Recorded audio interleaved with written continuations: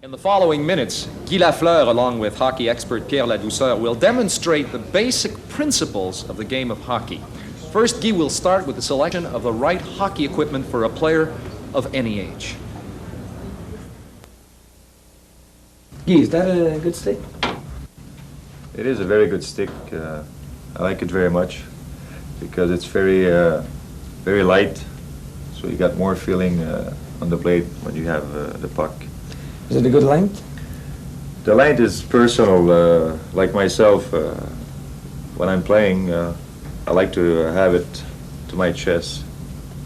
And for some guys, they like it higher than that. So, what about the lies? Is 4, 5, and 6 and 7? What's the difference? the lie, you got 4, so you have to lean more over when you skate.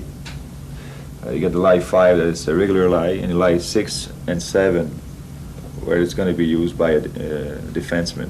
What? The maximum length has to be 12 inches, the width 3 inches, and the curve is 5/8. That looks like a good hockey for you. It's a good stick, but I think you should use one of this. Then I'll buy it, Guy. Now that you've got the stick, I would suggest that you buy the helmet. It's not only good for the kids.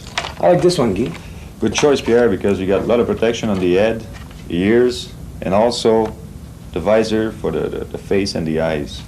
Well, now that we've seen that, let's go to the dressing room and see the rest of the equipment. Okay, Pierre. Well, Pierre, the first piece of equipment is the jackstrap. You have to make sure of 2 things, protection and comfort. You have to make sure, too, it's the right size, and the elastic band has to be tight.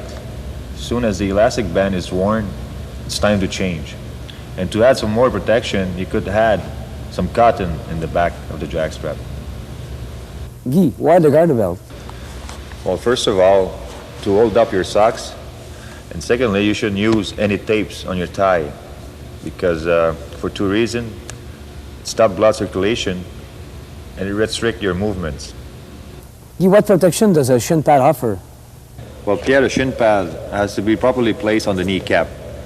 No more than 1 inch between the end of the pad and the beginning of the boots. If it's too short, there's a danger of injuries. If it's too long, it will not be comfortable. And what size do you recommend?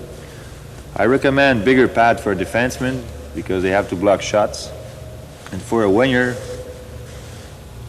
I recommend smaller pads because they got sufficient protection and more mobility. Now, Guy, what are the characteristics of a good pair of hockey pants? Well, a good pair of hockey pants has to fit properly. If it's too big or too small, there's a danger of injuries. And what about the length of the pants? The length, the padding has to go over the shin pad, and you need also a good padding in the back, a good padding for your coccyx, and additional padding for the hips and the ribs. Now, Guy, let's talk about the upper body protection.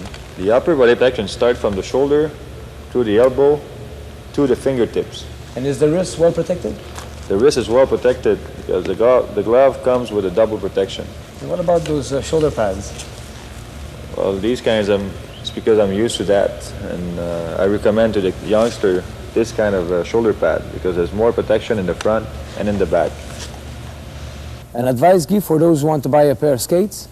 Well, in my case, the size of my skates are a point smaller than my shoes. And for children, is that the same thing? It's not the same thing because the kids are growing up, and it's better for them to have the same size as their shoes because they're going to be more comfortable in it. Now let's go skating. Good idea.